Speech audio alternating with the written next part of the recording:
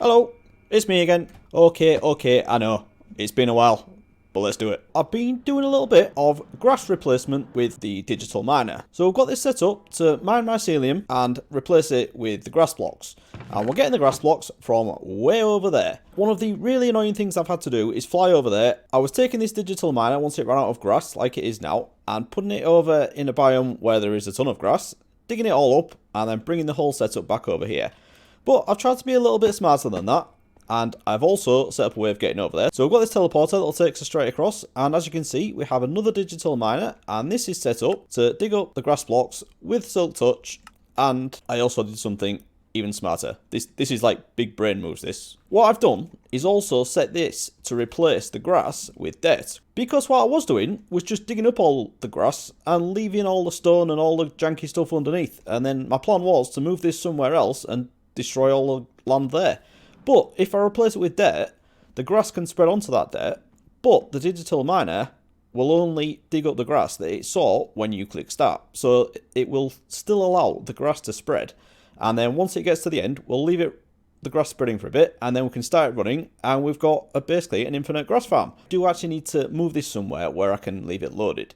Now, as I've made a bit of progress on the island, I think what I want to try and do is set up an area that it'll just keep replacing the grass with dirt, and then I can use that in the other digital miner to replace the mycelium. So let's grab this and get back over there, and we can get that up and running. I've picked a spot on the edge of the island, and as you can see, all of this has actually been replaced with grass now. So as long as I set my filter correctly, and to only go out a certain distance, we should be okay with mining this down here. So let's grab our digital miner, stick that there, and this one, the config should be the same. We're looking for grass, replacing it with dirt, which we're going to put on top. So let's do that now. Dirt goes there, and then the grass will go in the back. So stick that in here, and then if we set, where is it?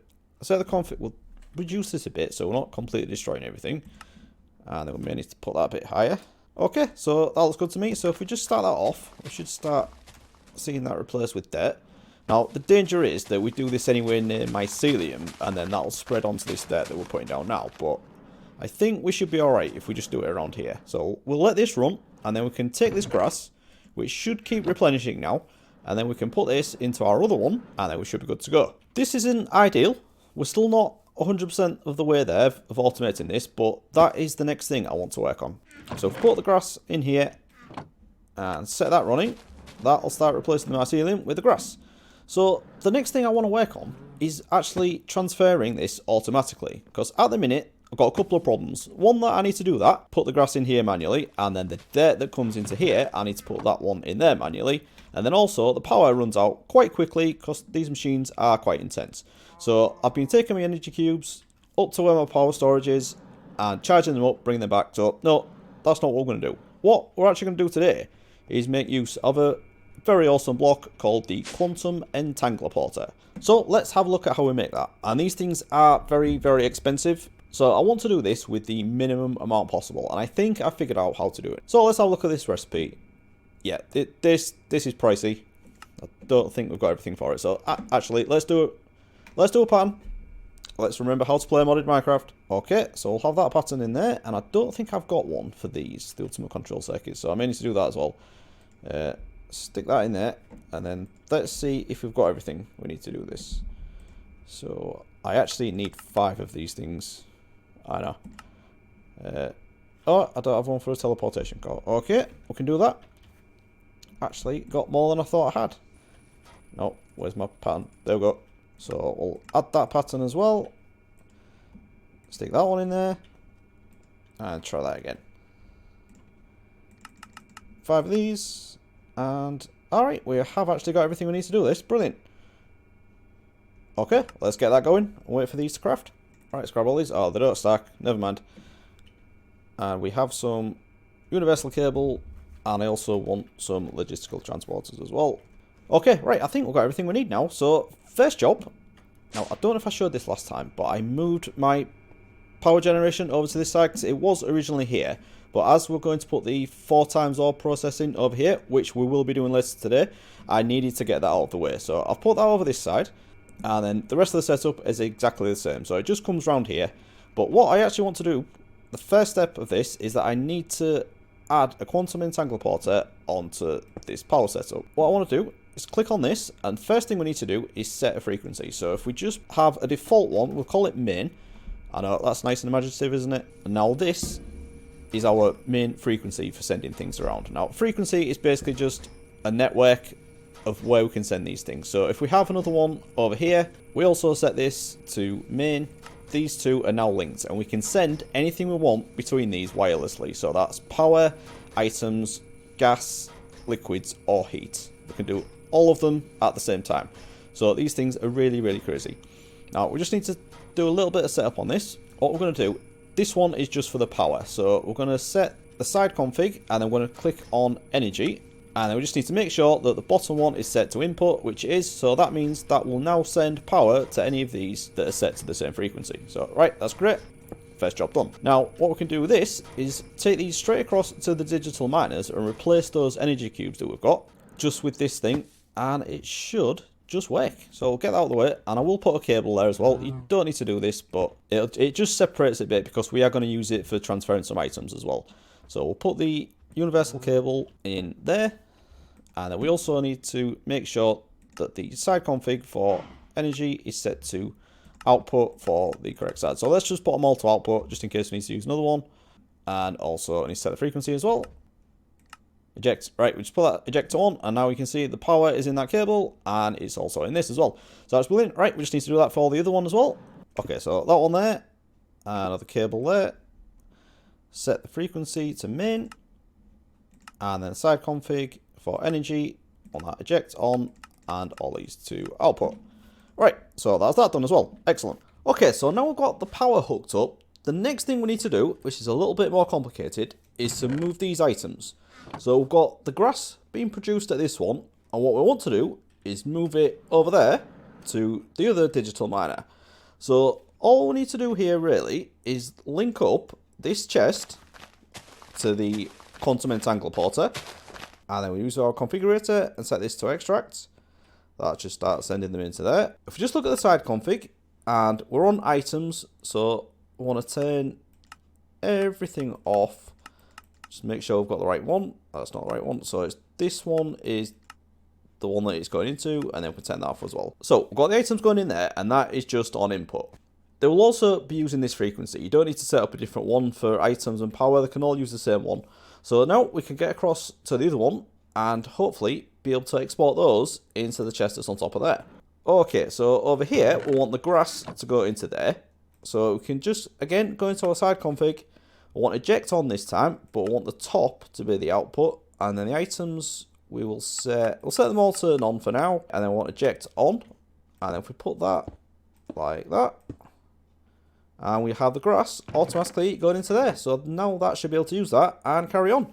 So then the dirt is being taken out of here, and then that will go across to the other one. In my testing, I did try to use the one quantum entangloporter on each one, but I honestly just couldn't get it working. The solution I came up with was to have a separate one for each item that was going to be moved.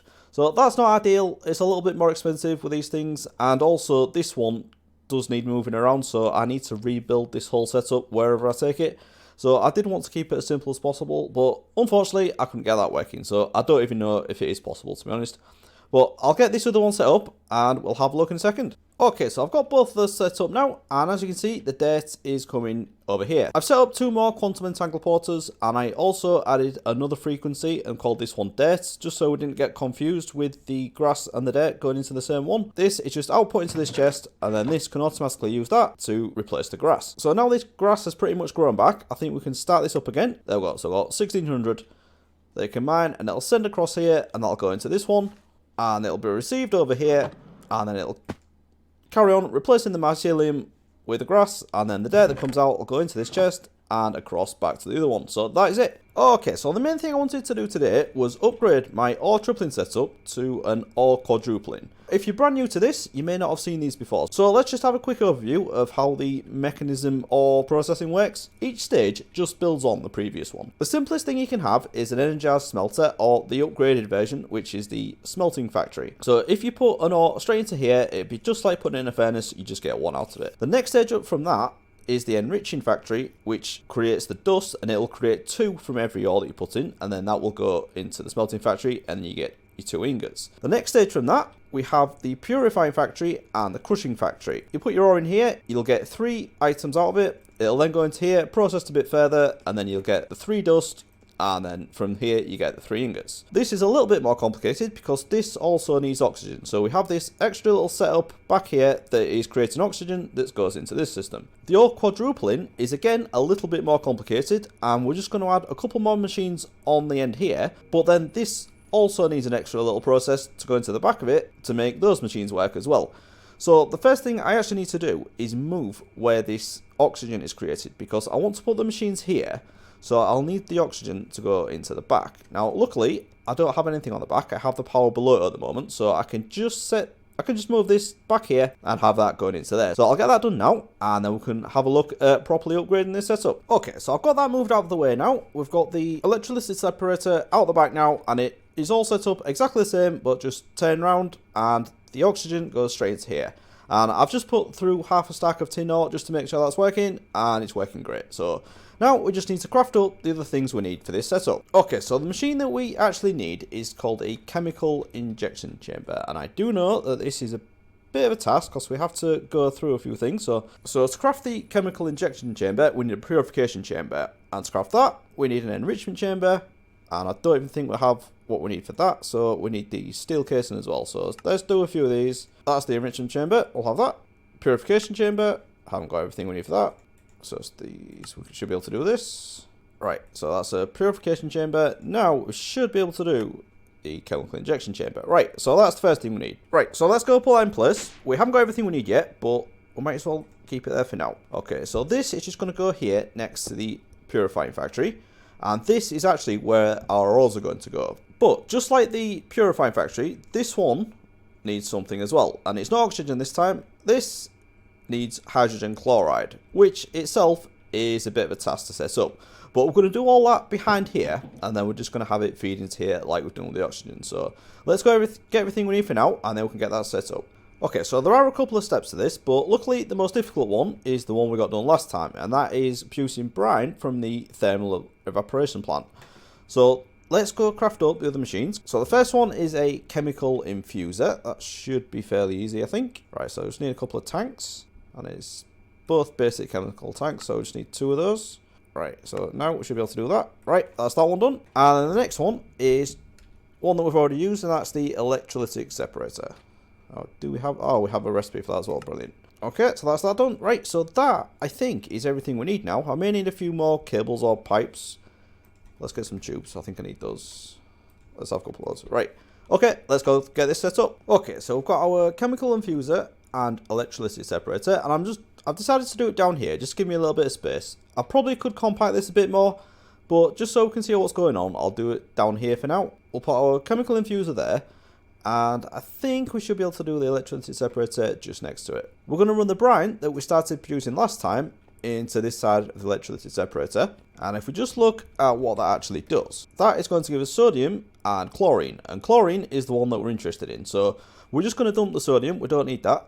And then we can take the chlorine into the chemical infuser. And then what this does, it takes 2 gases and then it'll produce another one in the middle.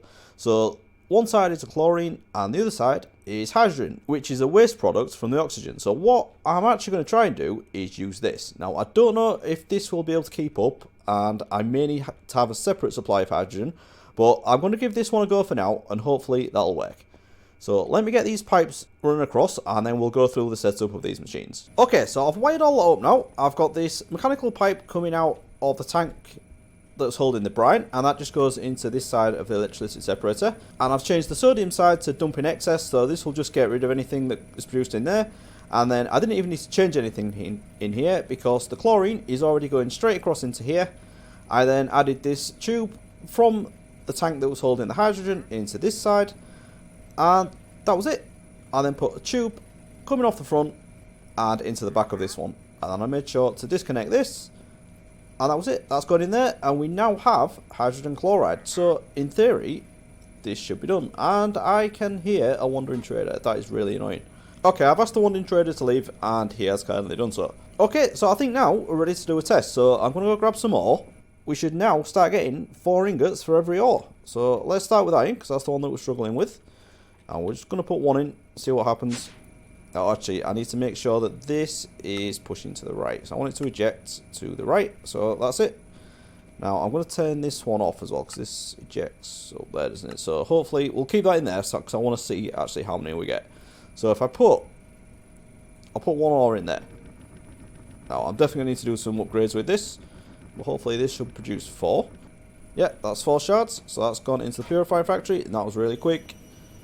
And we got 4 ingots. They are getting pushed out anyway, but we saw there we got 4, so that is definitely working. Absolutely brilliant. That's exactly what I want to see. We now have 4 times ore processing, but I do hope that we are able to produce enough of this, because I'm going to stress test it now. I'm going to try and get this running as fast as I can, get all my iron ore running through here, and hopefully we'll end up with a lot of it. So we'll see what happens, and while this is running, I'm going to grab some upgrades and get all this running a little bit faster.